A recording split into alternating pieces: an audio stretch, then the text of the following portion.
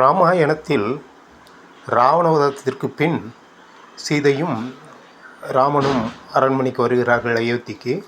பின்பு சில காரணங்களால் சீதையை காட்டில் விட்டுவிடும்படி சொல்ல சீதை வால்மீகி ஆசிரமத்திலே தனியாக வாழ்கிறார். அந்த சமயத்தில் சீதை கர்ப்பமாக இருந்தார். குழந்தை பிறக்கின்றது.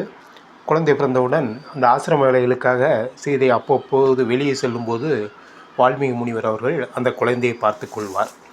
ஒரு சமயம் அவர் தியானத்தில் இருந்தபொழுது வெளியே வேலைக்கு சென்றிருந்த சீதை திரும்ப வரும்போது சரி முனிவருடைய தியானத்தை கலைக்க வேண்டாம் என்று குழந்தையை தூக்கி வெளியே சென்று விட்டார். திடீரென்று கண் விழித்த முனிவர் குழந்தையை காணவில்லை என்று பயந்து விட்டார்.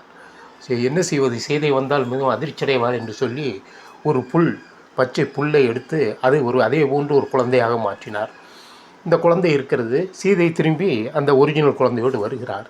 முனிவருக்கு ஆச்சரியம். சரி மேற்படி நடந்த சம்பவங்களை பற்றி முனிவர் சொல்ல சரி பரவாயில்லை என்று சொல்லும்போது அந்த பையன் சரி இரு குழந்தைகள் இருக்கட்டுமே அப்படின்னா விளையாடி சந்தோஷமாக இருப்பார்கள் என்று சொல்ல இருவர் வளர்கிறது. பின்பு ராமன் ராஜசோகம் நடத்துகிறார்.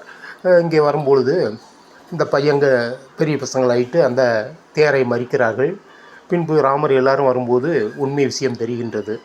அப்போ ராமர் சீதையை மீண்டும் ஒரு சந்தேகம் கொண்டு பார்க்கிறார். ஏன்னால் சீதை வரும்போது கற்பமாக இருந்தால் ஒரு குழந்தை தானே இருக்க வேண்டும், 2 குழந்தை இருக்கிறது என்றவுடன் வால்மீகிவர் ராமா சந்தேகப்படாதே என்று நடந்த சம்பவத்தை கூறி இந்த ஒரு குழந்தையை நான் புல்லால் உருவாக்கிய குழந்தை, ஆகவே இது என்ன செய்ய வேண்டும் என்றால் மறுபடியும் சீதை ஒரு முறை அதாவது தீயில் இறங்க வேண்டும்.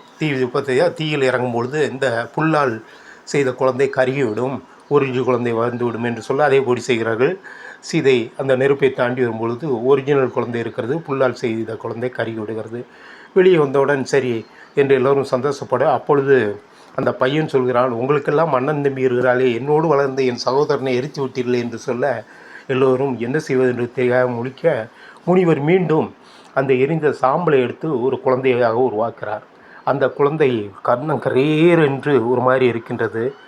எல்லோரும் அதிர்ச்சியாக பார்த்து கொண்டிருக்கும் பொழுது ராமன் சொல்கிறார், மகனே நாங்கள் எல்லாம் வந்த யுகம் முடிந்து விட்டது, காரியம் முடிந்து விட்டது, ஆகவே நான் கிளம்புகின்றோம்.